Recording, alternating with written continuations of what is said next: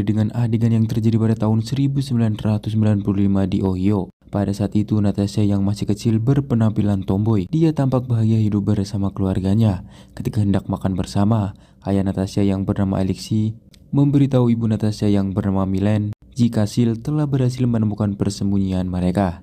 Natasha ternyata sudah tidak asing dengan situasi seperti itu. Hanya saja Yelena yang masih kecil kebingungan kenapa mereka harus berpindah tergesa-gesa. Di tengah perjalanan, Natasha dan kedua orang tuanya terlihat panik. Sedangkan Yelena yang masih polos menyanyi lagu kesukaannya yang diputar Alexei di mobil mereka.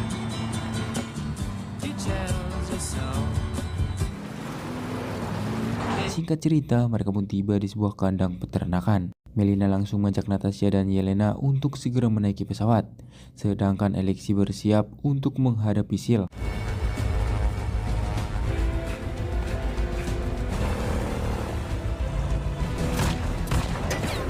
Ketika pesawat sedang melaju, Sil berhasil menembak Melina. Melina segera meminta Natasha untuk menghentikannya.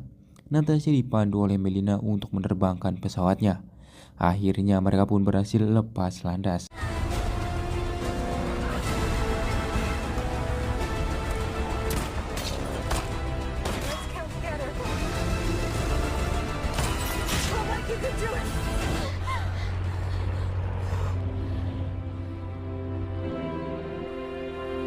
Singkat cerita, mereka pun tiba di Kuba. Alexei langsung menemui seorang jenderal bernama Dreykov. Dia memberikan sebuah disk hasil misinya. Bahkan Alexei seakan tidak peduli dengan keadaan Melina yang sedang terluka. Natasha dan Yelena terus menangis mengkhawatirkannya. Ketika tentara menjauhkan Yelena kepada Melina dengan kasar, Natasha langsung melawan. Dia bahkan berhasil merebut senjata dari tentara itu. Alexei segera menenangkan Natasha. Lalu tentara datang untuk menyuntikkan anestesi kepada Natasha dan Yelena. Setelah itu Natasha dan Yelena dibawa ke sebuah kontainer untuk dibawa ke sebuah tempat. Mereka berdua ditempatkan bersama para anak perempuan lainnya. Dreykov lalu melakukan seleksi terhadap mereka. Hal itu membuat Natasha dan Yelena terpisah.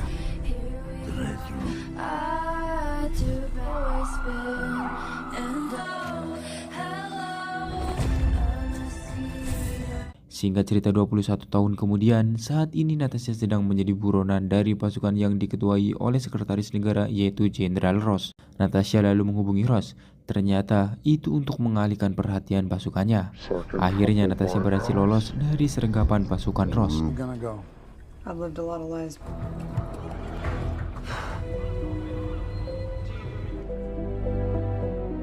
Di Maroko, Yelena kini juga sudah dewasa. Dia sedang mengintai seorang wanita yang menjadi target misinya. Wanita itu menyadari kedatangan Yelena. Dia pun langsung bergegas kabur. Namun Yelena berhasil mencegahnya, lalu terjadilah pertarungan.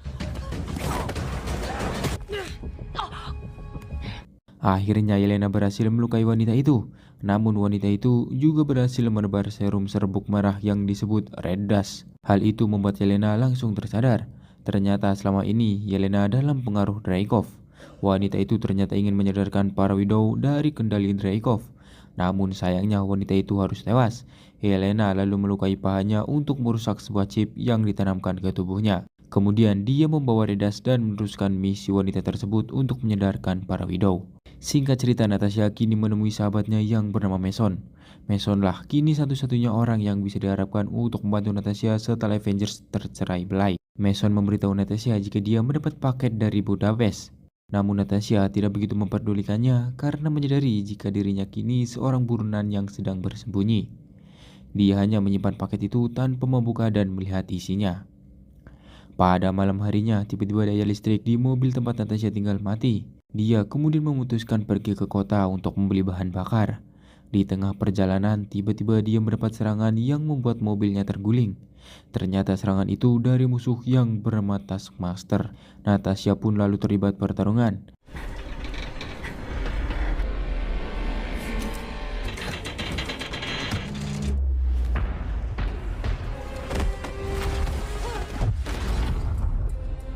Di tengah pertarungan, Natasha menyadari jika Taskmaster bukan mengincarnya, melainkan paket yang ia terima. Natasha segera mengamankan paket itu, namun Taskmaster kembali menyerang. Dia berhasil menghempaskan Natasha hingga jatuh ke sungai.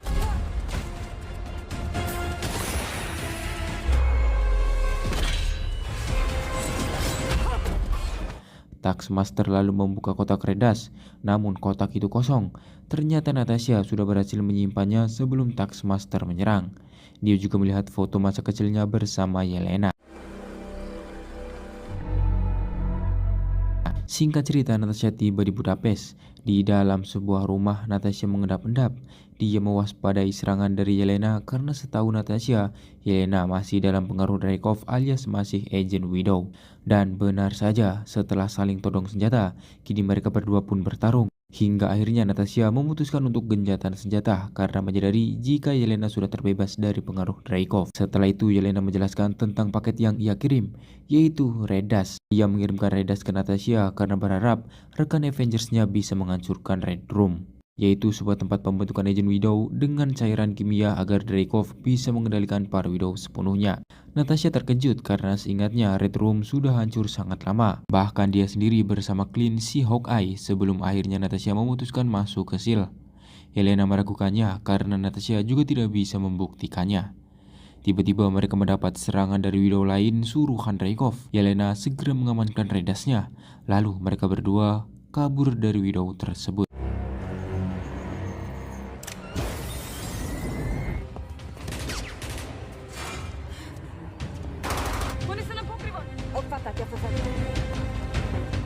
Setelah terjadi aksi kejar-kejaran, mereka langsung melompat ke sebuah tiang penyangga. Tiang itu roboh. Natasha sempat memegangi Widow itu, tapi Widow itu menyerangnya. Akhirnya dia pun terjatuh dari ketinggian. Mereka berdua lalu turun dari tiang. Natasha lalu menghampiri Widow itu dan ingin menolongnya.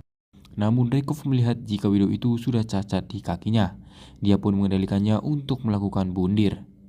Widow itu memberitahu Natasha jika Dreykov memaksanya untuk melakukan bundir, dan Widow itu meledakkan kepalanya sendiri. Akhirnya Natasha pun kini mempercayai Yelena jika Red Room masih aktif. Setelah itu Yelena mengajak Natasha menaiki motornya, namun Natasha sudah berhasil mencuri kunci motor Yelena. Alhasil Natasha lah yang menjadi pengemudinya. Salah satu Widow terus mengejar dengan motor trailnya. Akhirnya dengan bantuan Yelena, Widow itu bisa ditumbangkan.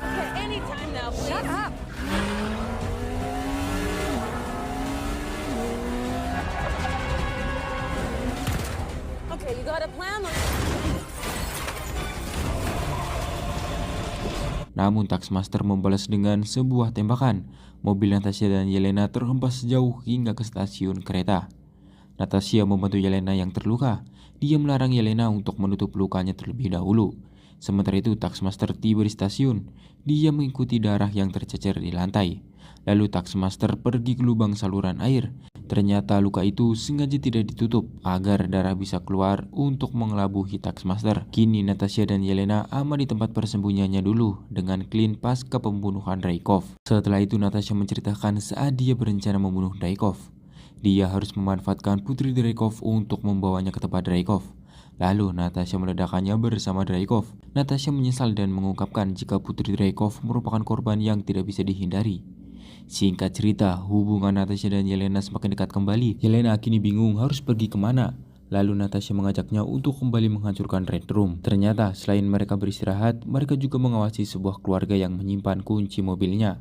Akhirnya mereka berdua pergi dengan mobil curian dari sebuah keluarga. My parents still live in Ohio. Nice story. What is your... Think about it.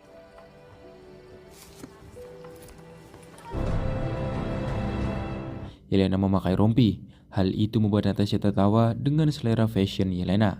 Yelena memberitahu Natasha jika setidaknya itu adalah kehendaknya sendiri, karena selama ini dia tidak punya kehendak dan hanya dikendalikan oleh Dreykov. Natasha lalu memberitahu jika mereka memerlukan bantuan seseorang. Namun sebelum itu mereka perlu sebuah jet. Singkat cerita mereka tiba di tempat Mason. Natasha komplain karena mereka memerlukan sebuah jet. Namun Mason memberinya helikopter bekas. Mason tidak terima karena selama ini Natasha meminta bantuannya tanpa membayar. Lagi pula Natasha memintanya juga terlalu singkat. It's declining my calls. I'm a private. Di sebuah penjara di daerah kutub, Alexei kini tampak tua dan berperut buncit. Dia mengadakan kontes adu pancu dengannya sembari menceritakan tentang dirinya yang dulu sebagai Red Guardian. Alexei memberitahu jika Kapten Amerika adalah rivalnya. Tiba-tiba salah seorang napi meragukan cerita Alexei karena tahun kejadian yang diceritakan Alexei adalah tahun saat Kapten Amerika masih membeku. Alexei yang tidak terima langsung mematahkan lengan napi itu. Di saat itu juga sipir penjara memberitahu Alexei jika dia mendapat paket. Alexei lalu menghampiri paketnya. Para sipir menertawai Alexei yang mendapat paket mainan Red Guardian. Alexei memainkan mainan itu sembari bernostalgia. Tiba-tiba dari mainan itu ada alat komunikasi. Dia lalu menggunakannya dan mendapat instruksi dari Natasha jalur kaburnya. Alexei lalu menyerang kedua napi yang menertawakannya. Dia juga membuat keributan. Hal itu membuatnya dikejar oleh para sipir dan napi. Dengan kekuatan Winter Soldiers-nya, Alexei mampu membobol keluar penjara itu. Setibanya di luar, Alexei hendak naik ke atas, tapi sudah ada penjaga yang menyerangnya. Ternyata Natasha memutuskan untuk membantu Alexei.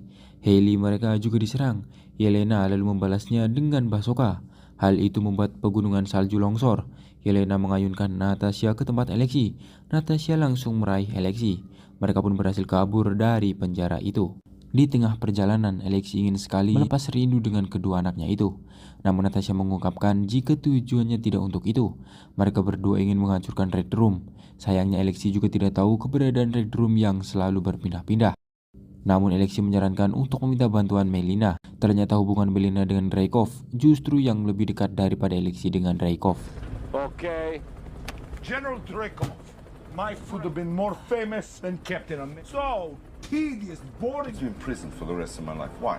Maybe, I want the party to feel in prison for the rest of my life. Singkat cerita, bahan bakar helikopter mereka habis. Mereka terjatuh di tempat yang sudah dekat dengan tempat tinggal Melina. Alexei lalu memandu mereka ke tempat Melina. Sementara itu, Melina sedang melakukan uji coba ke seekor babi. Melina mencoba mengendalikan babi itu melakukan sesuai perintahnya.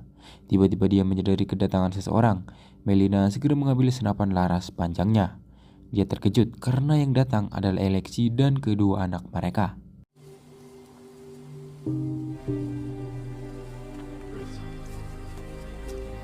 Setelah itu Melina membawa mereka ke rumahnya. Mereka tampak canggung.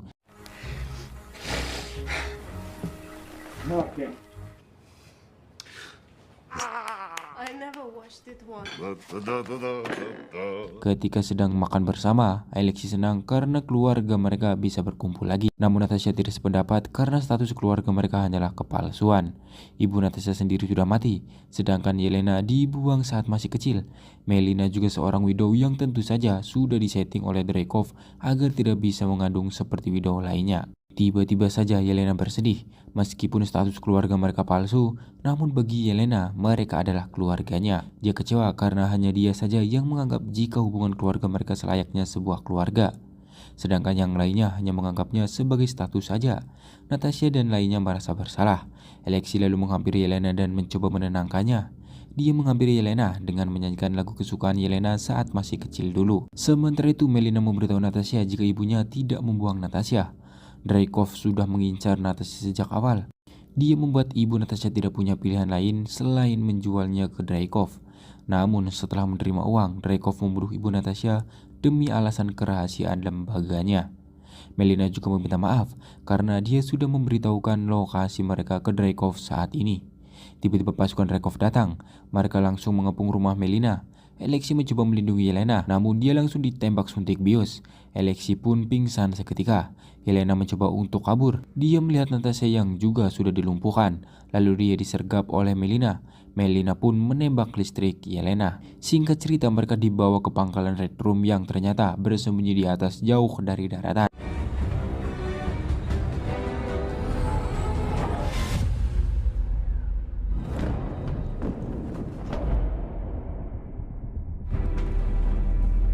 Melina kemudian menemui Dreykov. Dreykov senang kepada Melina.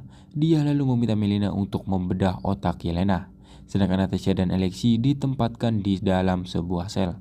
Dreykov lalu memberitahu Melina jika dia sangat hafal dengan para widownya. Tidak ada topeng yang bisa menipunya. Ternyata Dreykov tahu jika yang dihadapannya adalah Natasha. Taskmaster langsung bersiap menyerang Natasha.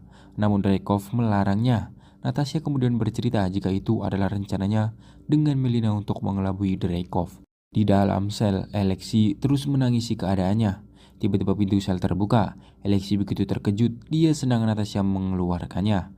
Lalu Natasha membuka topeng yang ternyata dia adalah Melina. Melina kemudian memberitahu Yelena jika dia sudah menyiapkan pisau di saku kanan Yelena. Yelena pun langsung menggunakan pisau itu untuk melepaskan diri. Told me sooner?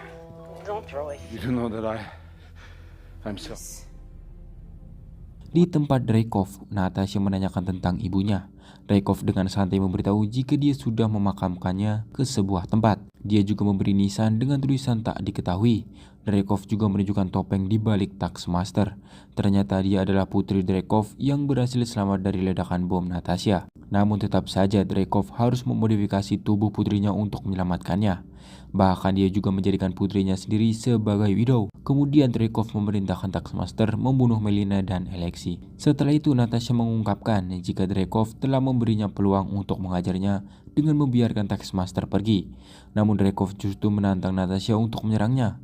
Natasha benar-benar tidak bisa menyerangnya. Ternyata Dreykov sudah men-setting semua widownya agar tidak bisa menyerangnya jika mencium bau badannya. Di sisi yang lain, Taskmaster tiba di tempat Alexi dan Melina. Alexi lalu menghadang Taskmaster, sedangkan Melina bergegas ke ruang kontrol untuk mematikan Red Room. Di tempatnya, Dreykov memberitahu Natasha jika dia memiliki begitu banyak pasukan widow yang tersebar di seluruh dunia. Dengan para widow itu, dia bisa menciptakan perang dan juga menghentikan perang. Dia bisa mengontrol pasar dunia, dan semua itu hanya melalui gadget yang dia bawa. Dreykov juga bisa mengawasi Melina yang saat ini sedang mencoba menghentikan Red Room. Sementara itu, Melina terus berusaha menonaktifkan Red Room, namun dia dikepung oleh pasukan Dreykov. Melina lalu menembak turbin mesin. Ledakan itu membuat banyak kerusakan. Melina lalu kabur ke atas. Di sisi yang lain, Alexi masih kewalahan menghadapi Taskmaster. Taskmaster mampu mengkopi semua gerakan lawan atau seseorang. Melina akhirnya tiba di tempat Alexi. Dia langsung menghempaskan Taskmaster ke penjara. Kemudian dia memenjarakan Taskmaster. Di tempatnya, Dreykov terus memberitahu rencananya kepada Natasha. Lalu Natasha teringat perkataan Melina sebelumnya. Dia harus menghancurkan saraf penciumannya untuk bisa menghajar Dreykov. Ternyata Natasha selama ini menunggu informasi dari Dreykov. Natasha kemudian mematahkan hidungnya sendiri. Kini dia bisa menghajar Dreykov. Sementara itu Yelena tiba di tempat latihan para widow. Dia ingin menyadarkan para widow dengan Red Dust. Namun mereka sudah tidak ada. Ternyata mereka dikerahkan ke tempat Dreykov untuk mengepung Natasha. Di tempat Dreykov, Natasha dikepung oleh para widow. Dia terlibat pertarungan dengan para widow. Dreykov berhasil kabur dengan pasukannya. Natasha begitu kewalahan menghadapi para widow sendirian. Akhirnya Yelena tiba di tempat Natasha. Dia lalu melemparkan Red Dust saat para widow mengepung Natasha.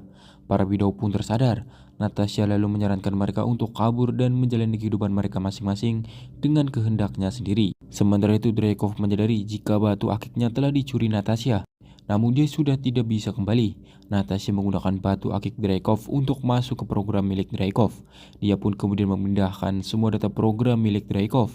Lalu dia juga tak lupa mengambil Red Dust kemudian bergegas kabur.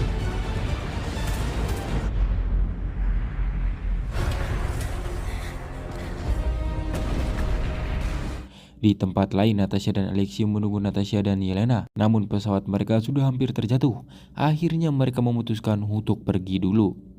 Kembali ke Natasha yang masih berusaha kabur. Dia kini berada di depan sel Taskmaster. Natasha memutuskan membebaskan Taskmaster untuk menebus kesalahannya dulu yang ingin meledakannya. Namun Taskmaster tetap ingin menyerangnya. Runtuhan bangunan membuat mereka terhempas. Di luar, Yelena melihat Dreykov yang hendak kabur dengan pesawat. Dia segera mengejarnya. Yelena menggunakan tongkat widow untuk merusak mesin pesawat. Natasha melarangnya karena akan meledakkannya. Ledakan itu pun terjadi. Yelena terhempas jatuh. Natasha segera memburunya. Dia akhirnya berhasil meraih Yelena. Natasha kemudian mengaktifkan parasutnya. Tiba-tiba Natasha melihat Taskmaster yang meluncur ke arah mereka. Natasha memutuskan mengorbankan diri untuk menghadapi Taskmaster.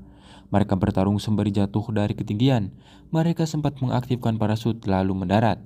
Mereka kembali bertarung. Natasha lalu membuka topeng Taskmaster.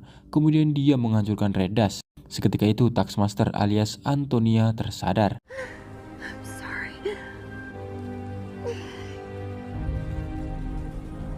Setelah itu Natasha berkumpul dengan Melina, Alexei, dan Yelena. Para widow yang diselamatkan Natasha memberi tumpangan kepada mereka. Namun Natasha memilih untuk mengorbankan diri agar ditangkap Ross agar mereka bisa melarikan diri. Dia juga memberikan file Dreykov kepada Alexei. Para widow pun terbang bersama keluarga Alexei sebelum Ross tiba. Sedangkan Natasha menyerahkan diri kepada Ross. 2 minggu kemudian, Natasha akhirnya terbebas. Dia kembali menemui Mason. Namun kali ini Mason memberi Natasha Quinjet milik Sil. Natasha sangat bersyukur memiliki sahabat seperti Mason. Lalu dia pun pergi dengan Quinjet tersebut.